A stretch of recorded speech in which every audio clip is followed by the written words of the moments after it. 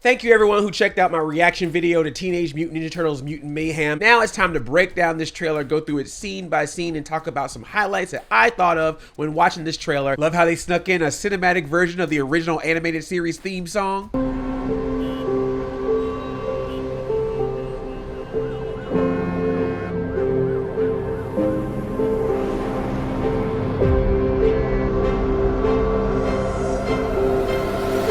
Without question, the style of this movie is so unique. Of course, it gives Spider-Verse vibes, feels kind of Spider-Verse-like, but also kind of has like a stop motion comic, motion graphic novel feel to it as well. Also, a lot of the borders and lines on the characters are very bold, very dark, very strong, lots of shadows. Background has kind of this painted art style feel. It just gives you the vibe of New York and the vibe of this movie. And I'm actually personally very excited that it's animated because of the fact that we're getting so many mutants in this. By the way, the director of this movie is Jeff Rowe, who co-directed and co-wrote a movie called The Mitchells vs. the Machines. It's this really awesome movie. It was produced by the people that made Spider-Verse, and it was supposed to come out in theaters, but because of the pandemic, it ended up being put onto Netflix directly. But if you haven't seen that movie, I highly recommend checking it out. That movie has a unique style as well, and I feel like if you watch that, you get a really good sense of the style of this director and what we could possibly expect with this movie. Just a reminder that Seth Rogen's production company is the same production company behind The Boys and Invincible. Those shows did a good job with comic book property, so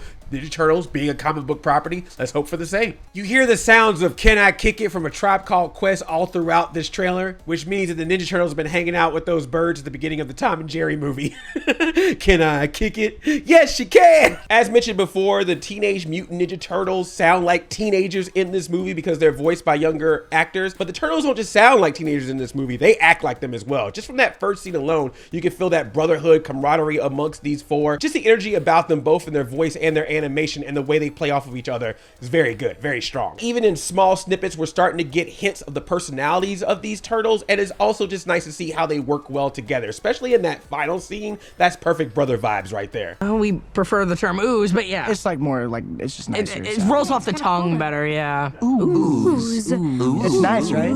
It's ooze. The expressions the turtles do throughout this movie, especially with those eyes, loving that. Now, their designs are obviously different than previous iterations of the turtles, especially their build. They're a little bit more thinner, a little bit more wiry. Raph, of course, has a little bit of bulk to him, but overall they're a little bit smaller. But I think that's in reference to the original Mirage comics. If you look at the drawings of the turtles in those comics, I feel like that's an homage to that. Of course, they have the color bandanas. Raph still has the do-rag thing going on. But I love that not only do they have the color bandanas, but they also have the matching color elbow pads and knee pads. In some versions of Turtles, those have been brown, but in the original 80s cartoon, of course, they had it all the same color. So I'm glad to see that they're doing that as well in this movie. Also homage to the original 80s, 90s cartoon, you got the belt buckles with the letters on them. That's what I'm talking about. I don't know why, but I love that.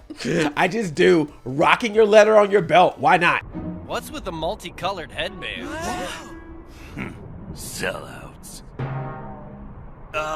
Well, check out the initialized belt buckles on these yahoos. Hey! So before I get more into the trailer, I saw some people comment about this, and I guess it's worth noting. The Nickelodeon Splat is back! So if you're an old school Nickelodeon fan like I am, you remember they had the Splat logo with Nickelodeon written inside. But a few years ago, they got rid of the Splat and made sort of a consistent branding across Nickelodeon, Nick Jr., Nick at Night, Nick Rewind, where everyone just had the same text style. But I got this Nickelodeon jacket recently, and look, the Splat is back. Random thing, but at least worth mentioning. Nickelodeon.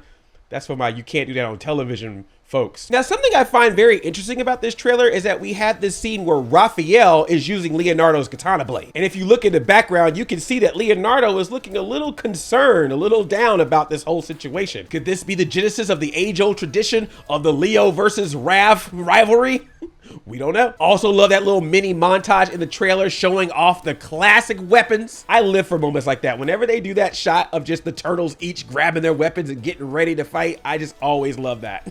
That katana twirl on Leonardo, let's go. And then check out Splitter with this Jerry curl fro hair. Just let your soul glow. And even though his kimono looks a little bit different, you can tell from that color scheme that that's kind of an homage to the original 80s animated series. But I just can't get over that hair, man. I really... I think Splinter might be my uncle, y'all. Hey there, young blood. My name is Splinter. I heard you looking for a car. I know a guy down the street that's selling one right now, half price. Let's talk, brother. I'm sorry. This Splinter plays the numbers. I'm just saying, this Splinter has been to a bingo parlor once or twice. Where's my lucky dabber at? Come on now. I'm gonna make that money tonight. Splinter, baby. Now, I think their voices sound okay with this, but I have heard some comments that they sound a little young, especially Donatello. You're fine. Chill. He's gonna die. But hey, sometimes nerds hit puberty a little bit later in life, okay? It's perfectly normal. I'm not saying that off of personal experience or anything. Now, I'm sure them looking and sounding younger is on purpose. After all, this is coming from Nickelodeon. They're trying to hit a new generation of Turtles fans. But I have a theory about this, and I don't know if this is gonna happen. It's just something that I think would be kind of cool, and I hope maybe we get to see this. I think they're making the Turtles a little bit younger in this movie on purpose because maybe, just maybe, we're gonna grow up with these Turtles. This movie, with them being a little bit young, and the fact that they're obviously gonna wanna make more movies and possibly even spin-off series for Nickelodeon or Paramount Plus, I could see a possibility of you do this movie, you do a couple of spin-offs, then maybe you wait a couple of years for the next movie, but then in the next movie, they age up a little bit more, and throughout that time, we see them changing as well. And then maybe in a third, they age up to the Turtles that we usually are used to seeing. Because I'll tell you someone who I think would like that a lot. Toy companies, because that would mean you would get a different version of Turtles with every single new movie, so that way you can put new toys that look different on the shelves. Again, not saying this is something that's going to happen, but it's something that I could see possibly happen that I think would be kind of cool, is if we see an actual growth of these Turtles throughout the course of this version of the franchise. Like, this is Turtles year 1, you know? But even if they decide to keep the Turtles this way for the entire run of this version of Turtles, that's fine as well. I think they're doing a good job. I think we can always sometimes be hypercritical about these things because there's been so many Turtles before us. But as the franchise has mentioned many times, every version of Ninja Turtles is its own universe as part of a Turtles multiverse. So I just see this as just another iteration into the TMNT multiverse. And if that means that they could possibly cross dimensions with other versions of Turtles, that would be awesome. Not saying you got to do it, but just say it'd be really cool if you did. But if you're asking questions like, why does Donatello wear glasses? Where did he get a prescription? Or why does Michelangelo have braces? When did he go to the dentist? It's a cartoon, y'all. It's not real. The questions we really should be asking is, why does Donatello have my face? That is my face. I don't know why, but I really love the look of these dudes. In my opinion, they kind of have a Kevin Eastman art style look to them. I just really like that. Again, very New York. And the one guy in the corner, he looks like he has a dragon on his shirt. Is that a reference to the purple dragons? Or it could just be a coincidence. The heck are those things? They look like little Shreks to me. Little Shreks to me. It's just a mask. See? Don't freak out. Right? It's a very quick scene, but we see Raphael just straight up throw a dude.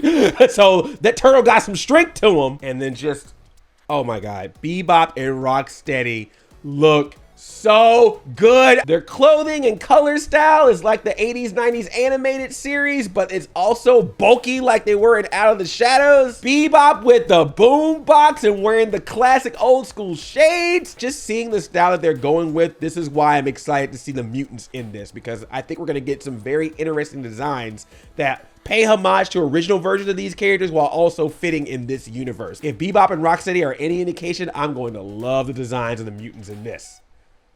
Oh, and I know they're gonna all come out with toys and my wallet's gonna hurt. We get a little scene of baby turtles, little turtles doing a little training montage. Oh, how cute. We've seen baby turtles before in other versions of Turtles animated series, even in the 1990 movie Pizza. Radical, radical, radical. Love the sliding on the lights above the city. Man, turtles on a rooftop. That's a classic tradition. You gotta do it. And this scene right here got me. Donnie getting a sigh in the leg.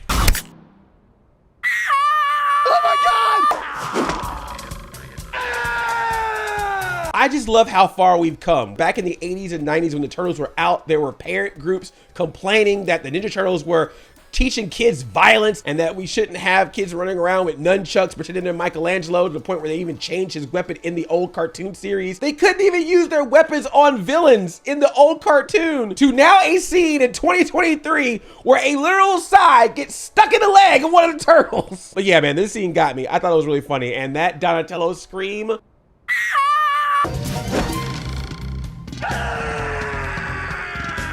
I also love all the turtles having their different reactions. Leonardo looking like he's about to throw up. Michelangelo questioning what happened. And Donatello just being like, it's still in my leg! I'm gonna be sick. Leo, what happened? Is Donnie bleeding? It was an accident. Mikey, watch out! The Laird at the top of this building, obviously named after Peter Laird, one of the co-creators of Ninja Turtles. We get this scene of April O'Neil interviewing the turtles, trying to find out their backstory. So could this mean that maybe she's got some journalistic side of her in this movie? So that channel's back to channel 6. I wonder if she's gonna have like a podcast or a video blog series or a TikTok. All right, I guess we gotta do this. Oh my God, I hate the internet. For those that are complaining that April O'Neil is yet another example of a redhead being replaced by a black woman, did you see her hair? Look at her locks.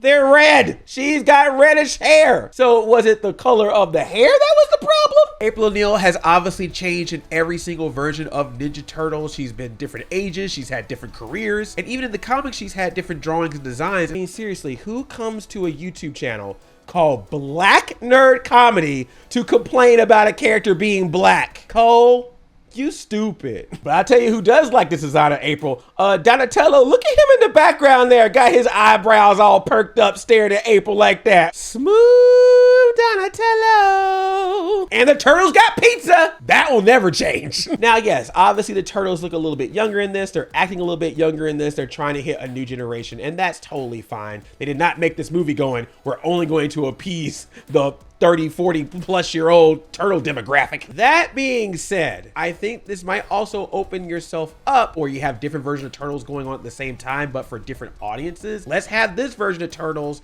for younger audiences or turtle fans of all ages, but then maybe you do something more along the lines of like what you did with the Batman TMNT movie, on where you do like a darker Ninja Turtles animated movie that goes straight to digital. Maybe even a Last Ronin movie. That could be really cool. Let me know if there's any Easter eggs or things that I missed in talking about this trailer. I know that some of you have been watching my channel for a very long time, so you know how much my love is for Teenage Mutant Ninja Turtles. So I just appreciate that you're here having fun with me. So thank you. Cowabunga. Turtle power.